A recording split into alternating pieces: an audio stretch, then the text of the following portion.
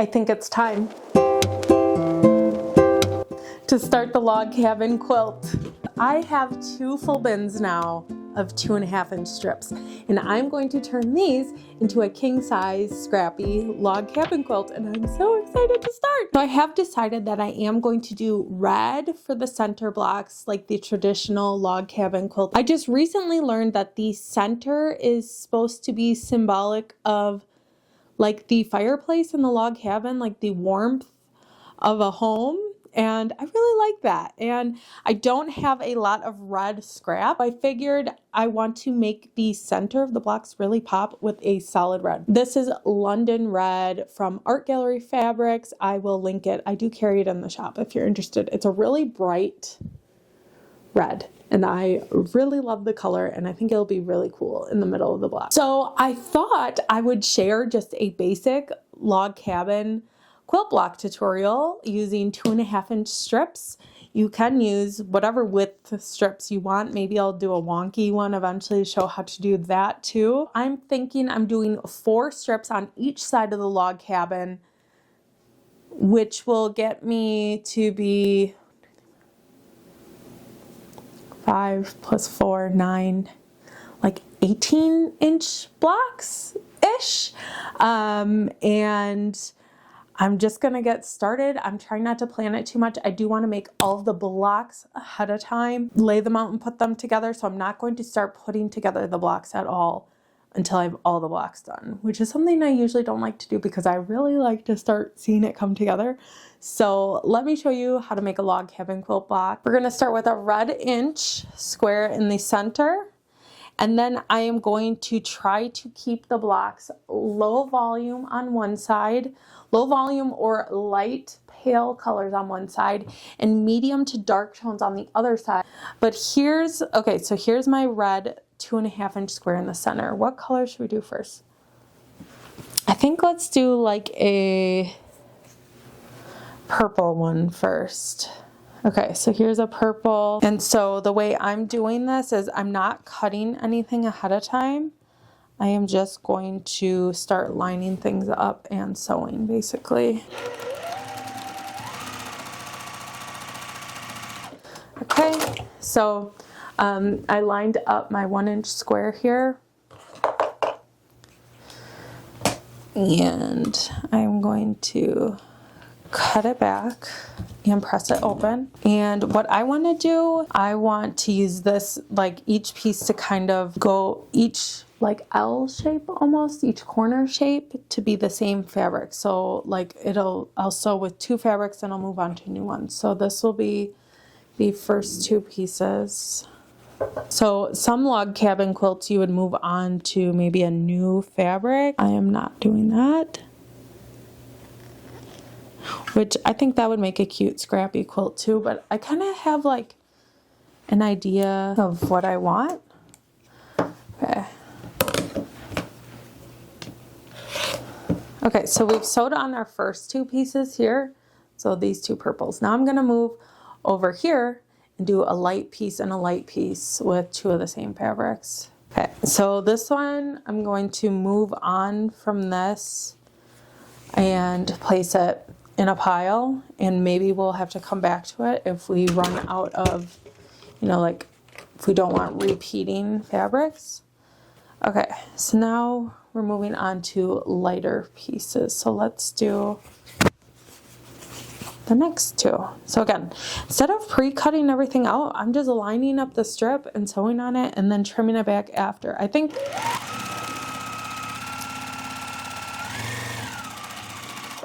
this way is more efficient because I'm not having to line up and like actually measure anything. And so I'm saving time doing that. I'm also not wasting any fabric because I trim it right down to size right away. Which if you trim these ahead of time, you're probably not going to waste much anyway because it's not really a wasteful shape, but that makes sense.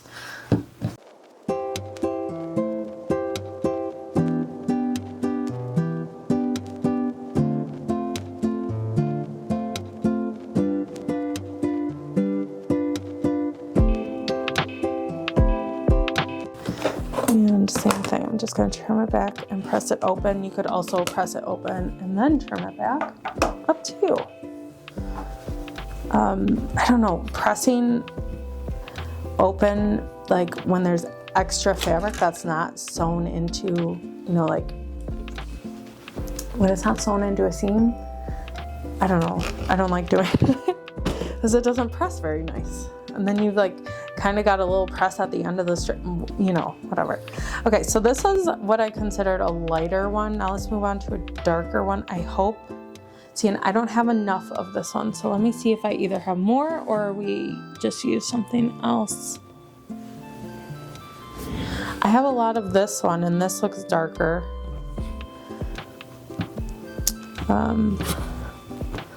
This looks darker too. But not, since it's got the white in it, I don't know. This is turning out to be harder than I thought it was gonna be, I'm not gonna lie. Okay, we're going with this choice. Do you use pins to sew? I never use pins.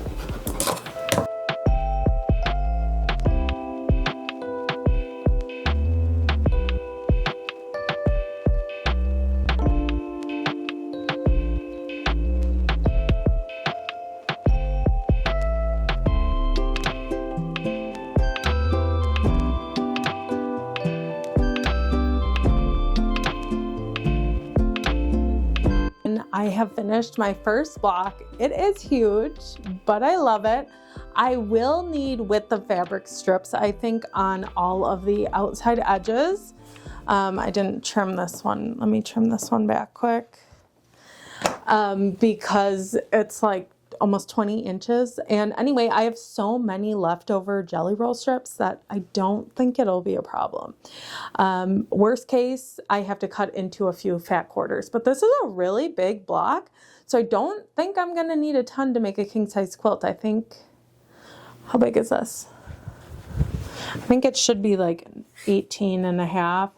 No, this is like 18 inches. So a king size quilt,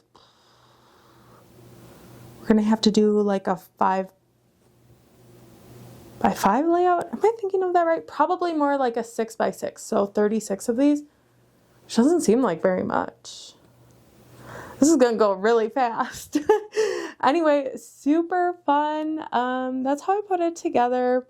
When we first started chatting today, I said I wasn't going to use any solids. Well, I found a whole jelly roll of like pastels, so I am going to work in some solid strips in here as well. I don't think that's the worst thing. I actually really like it. I think this is super cute, and I can't wait to see how it comes together.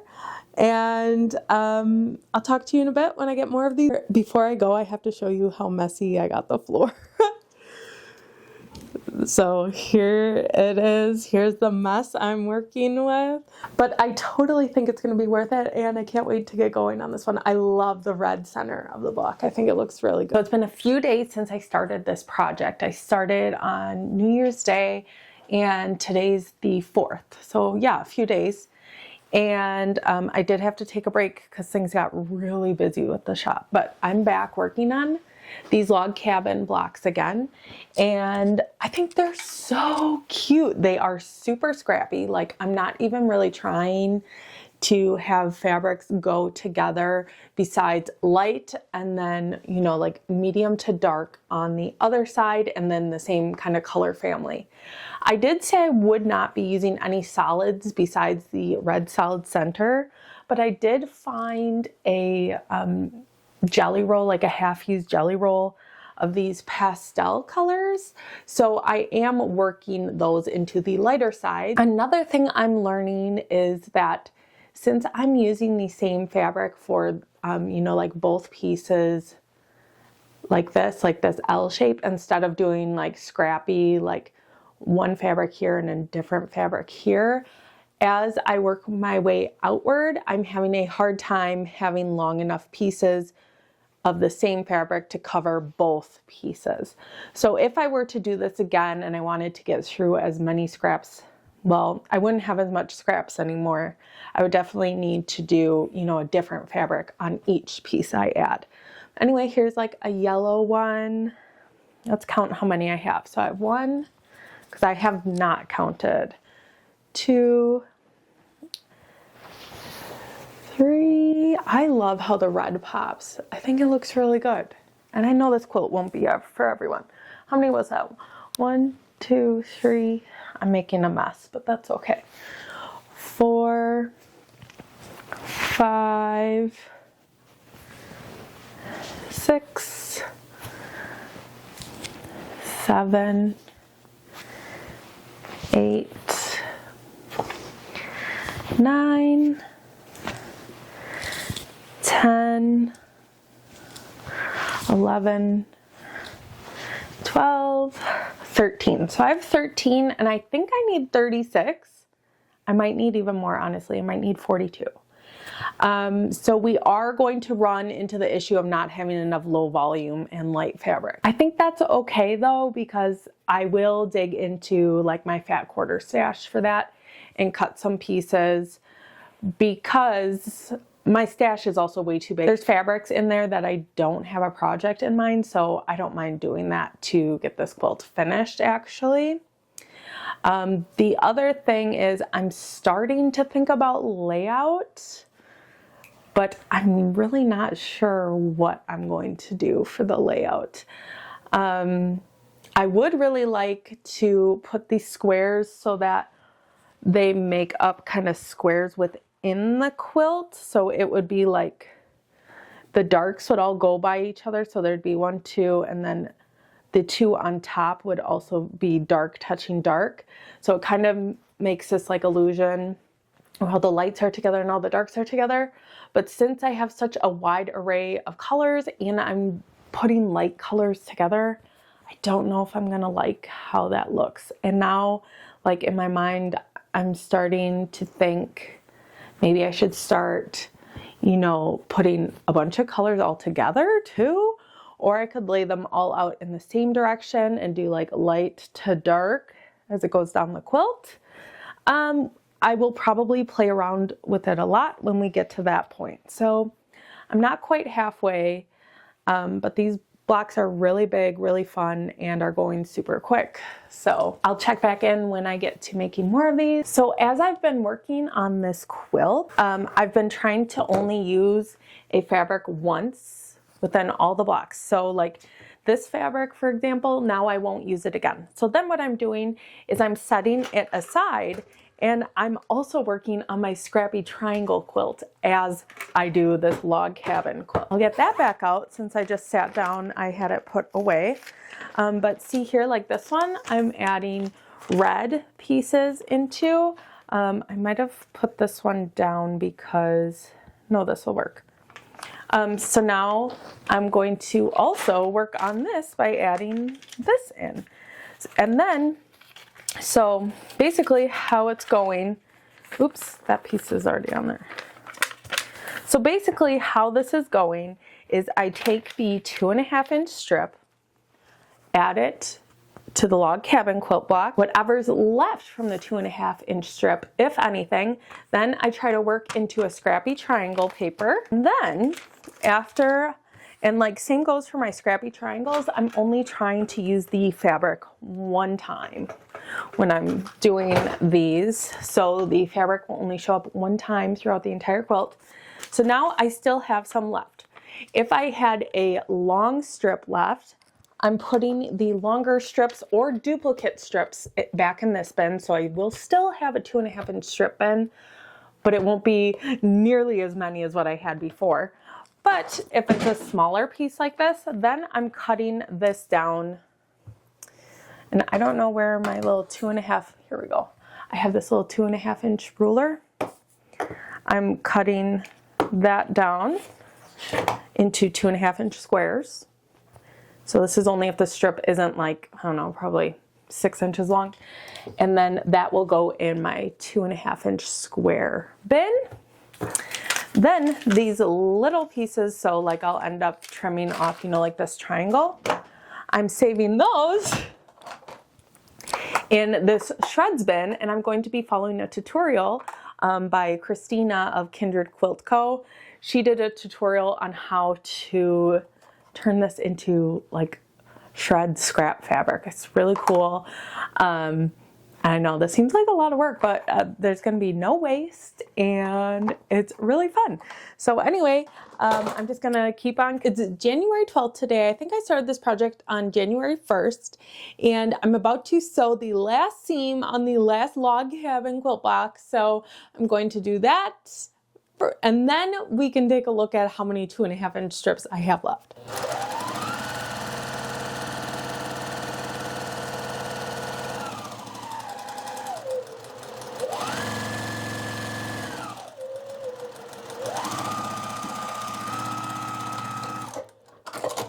So I'm not gonna lie, I usually am like a huge fan of the Oliso mini project iron, but very recently I got this Panasonic cordless, and even more recently, like the past week or so, I've had this on my desk instead of the mini Oliso, and I think I like having this better. Which is kind of crazy because I really love that little Oliso, but it's so nice not to have a cord. So here's my last block. I made 36 of these and I'm going to go lay them out next and pick a layout. But this is going to make a king size quilt completely out of scraps. Here's the pile. It's pretty heavy. Like I said, there's 36. And I'm super excited to lay this out, though I'm kind of nervous. I'm going to get out there. I cleared out my kind of like living area, kitchen. I cleared off the floor so I can lay it out because this is going to be so big.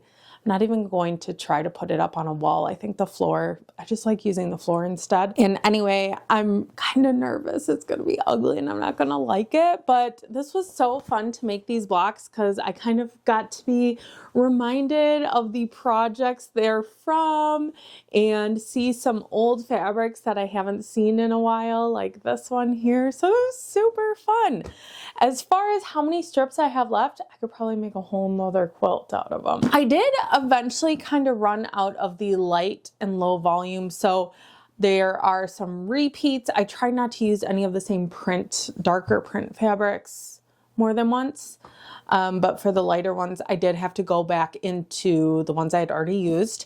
But here's what I have left for lighter 2.5-inch strips and also solid 2.5-inch strips. Oh, and actually over here, this is just some solids that is like almost like yardage. So this is what I have left for that. So still quite a bit. And then for the strips, like the print ones, I have this left here. It's next to my sewing machine because I'm working them into those Scrappy triangle papers. So not too bad, and I'll get through a lot of that and use a lot of it. I still have a whole other bin. This is kind of crazy. Like, I made a king size quilt and I still have this many 2.5-inch strips left.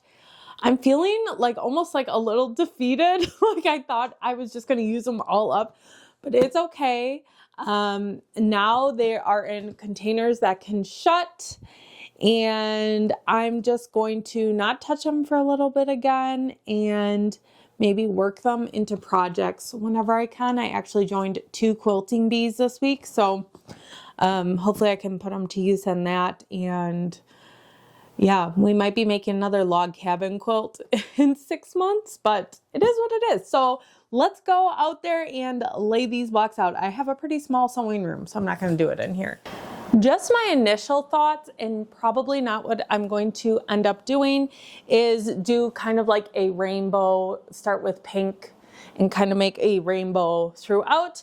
I'll start with that and then we'll go from there.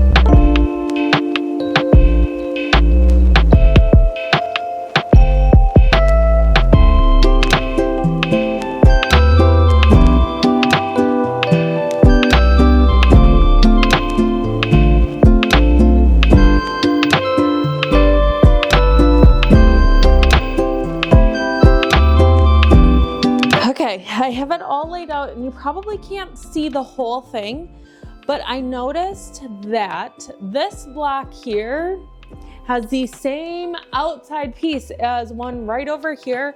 So I am going to seam rip this, because otherwise that's gonna drive me absolutely crazy.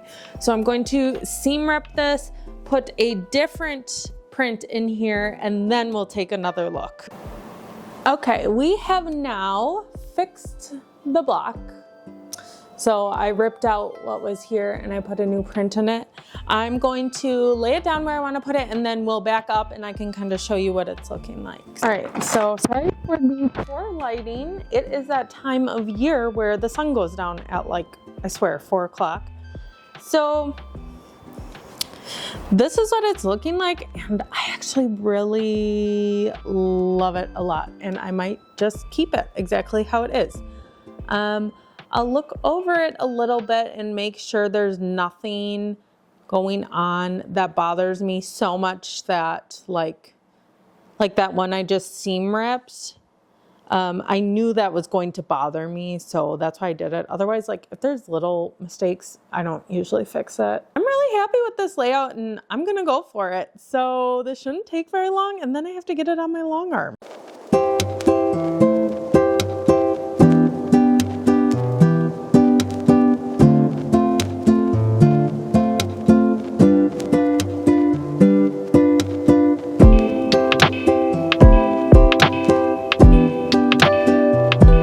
Okay, so I'm back with the log cabin quilt, and funny, not funny story, I started long arming this yesterday, and I was talking to you for about, I don't know, half hour, and the mic wasn't on, this mic here, and it wasn't recording anything through the camera either, so there was no audio. So I'm back. This is day 2 of long arming this quilt, and I'm guessing since I'm not on the long arm all day, this will probably take me through the end of the week, so probably 4 or 5 days of long arming. And before you tell me I loaded this on wrong or not the best way, I know, okay? So this quilt barely fit. I have a 10-foot frame, which is 120 inches, but the machine can't stitch 120 inches. It runs into the edge, and it can only stitch, you know, like this far in, plus there's some screws. So as far as I can stitch over is right about here, So I have this space and about that much space on the other side too that just isn't getting quilted. So I'm going to have to reload this on at least 2 more times to have the quilt fully quilted, because I refuse to leave those 2 edges like this much unquilted. I think they'll just bother me too much. So this I don't know if I've ever shared this on here. I have a Grace Company long arm. If you're ever interested in purchasing your own long arm, I don't offer professional services or anything. This is purely just for my hobby, which took years of working up to. But if you're ever interested, I do have codes. I'll put everything in the caption. And they always have a few really good sales a few times a year. So those are usually the best times to buy. And I will try to remember to remind you of my weekly updates if you're watching out for those. But I have the Qnique 19X Elite, so it has 19 inches of throat space, and then I have a 10-foot frame. It's a rolling frame, and I also have the automation. So when I first got this machine, it did not have the automation. I waited for it to go on sale. I got a deal, and I got the automation. I absolutely love it because I just kind of get to let the machine go, unless it's having issues, which I actually have been having with this quilt. But I changed the size of my needle, and it's doing a lot better now. So I'm ready to actually roll the quilt up and start another row of quilting. So we're gonna do that right now. Doing what's called floating your quilt top. That just means that I don't have the other end of the quilt attached to one of these bars. I just have it attached to this top one, so the rest is floating. This is a really close call also with my backing fabric because my backing is 108 wide and the quilt is about 108 wide. So I really only have the salvage ends on both sides of the quilt, which has been another challenge. So this is definitely not an easy quilt to quilt, even on a nice big machine. The only thing that would make this a lot easier is having the 12-foot frame and possibly piecing the backing so I have more room on both sides. But that's okay, we're gonna make it work. This quilt is just for me. Like I said, I don't do this professionally, so I'm usually really happy with the results. I've only had this machine for about a year, and before that, I quilted everything on my, domestic machine. I had never paid for someone to long arm my quilt or anything like that. So I have now set up the area where I want to quilt. I did that by moving the machine and telling it where I want it to go right now. So we're gonna go ahead and click this button. It said pull bobbin. I'm gonna pull the bobbin thread up. I did have to piece my batting actually for this. I used 2 pieces of batting because I didn't have wide enough batting. And for that I used something that's called heat press. I know you can do a zigzag stitch and attach 2 pieces of batting that way, but I found that using heat press is way easier. And it's cheap. I mean, it's not that expensive. I think it's like $10. I have it in the shop. I'll link it. It's a roll. I'm trying to see if I can find it. It's a roll like this. And it'll last you forever. It's 15 yards and I only used about maybe 3, maybe. And what you do is you put your 2 pieces of batting together and then you put this right on where they meet, press it, and they get pressed together. It's really nice. I like it a lot. I've used it in quilts before and those quilts have been washed many times and I've never had an issue with like the batting coming apart or anything. Plus, when you quilt it, it kind of gets everything in place too. So I clicked the sew button and now it's going to start sewing. And we're going to hope that it has no issues and the thread doesn't break at all.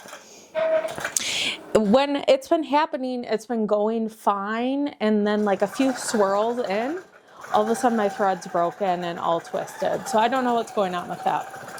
The panto I picked is called Hypnotic by So Shabby Pantos or So Shabby Quilting. And I love her pantos. She has like a panto club and it's like $85, but you get like 12 pantos. So they're less than $10 each. And then if you want any beyond that, so that's a yearly membership. If you want any beyond that, they're discounted too. So it's really nice. And I just get all my pantos that way then. Anyway. And I like too, she has an area on her site that's no backtracking. So that would mean that the machine doesn't go back on the stitches at all to continue the design. It's just continuously flowing, which is I like because it uses less thread. And it usually looks a little nicer. I don't know. So anyway, I'm just about halfway done quilting. Lengthwise, though I'm not halfway done with the entire process because, like I said, I'm going to have to reload this and get the sides quilted, which is going to be a huge pain. I'm not looking forward to it. I'm trying to decide if I just kind of free motion the sides, try to match the panto. I feel like that might actually be my best bet rather than like dealing with the automation part and setting that up for each row over. We'll see when we get there what I decide to use. And I don't know. Like I said, I'm not a professional, so it's probably not going to look up to like professional quality, but I don't care. So, and it's my quilt and I'll do what I want and I don't have to explain. Anyway, let me show you what the panto is looking like. So like I said, this is called Hypnotic. And it's just a bunch of swirls for the backing. I'm using Bluebird. This is Heather Ross wide back, so it's 108 inches wide. I'll show you what I meant. Like I'm coming right up to the selvage here, and there's this big space. So this is 2, 4, 6 inches where it's not getting quilted, so I definitely want to come back and fix that. I didn't even get a shot of the entire quilt for you before I started quilting it because I was so excited to start. And here, like the other side, I'm really cutting it close over here. Like even here, I'm kind of going beyond the batting, so I'm a little nervous about that. This edge, when I pieced it together, I mean, look at how off that is. And that's what happens, I guess, when you're just pulling out 2.5-inch strips from your scrap bin and trusting that they're 2.5-inch strips. But like I said, it won't bother me. I'll just trim it down as needed. Here, like here's that panto. I just think it's so cute. I love swirly pantos. And here's kind of like a look at what it's looking like. And I'm just so excited to finish it. And it looks like the machine is quilting away really well.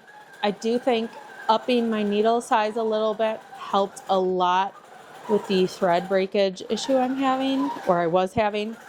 And if you see here, oops, if you've never like done long arm automation before, it's just showing me where it is in the design. I can stop it at any point and trace back to fix anything or whatever I might need. So that's what we're doing. And this will probably take me a few more days, but I'll check in before binding it. For binding, I'm thinking of doing Scrappy binding too, since I still have so many 2.5-inch strips left. But we'll see. I'm not exactly sure. So I got the quilt quilted. It's quilted and I'm ready to bind it and I'm so excited. And I'm doing something a little different and crazy for the binding. I am going with electric green. Let me show you. This is the color I'm doing for the binding. I know it would not be most people's first choice, but I'm really excited about it.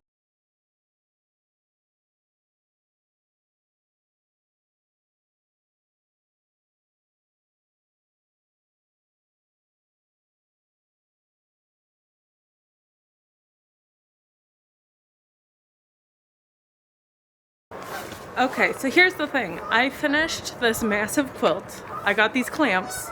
It's been so windy, I haven't been able to get a decent picture of it. I'm wearing my sunglasses because I can't find my regular prescription glasses. So I'm going to try out these clamps and hang the quilt from up there because it is so big. This is where we have to hang it from. And if you hear geese, there are a ton of geese right there, like probably 200 geese, and we're going to try to see if we can actually get a decent picture of this quilt with these clamps.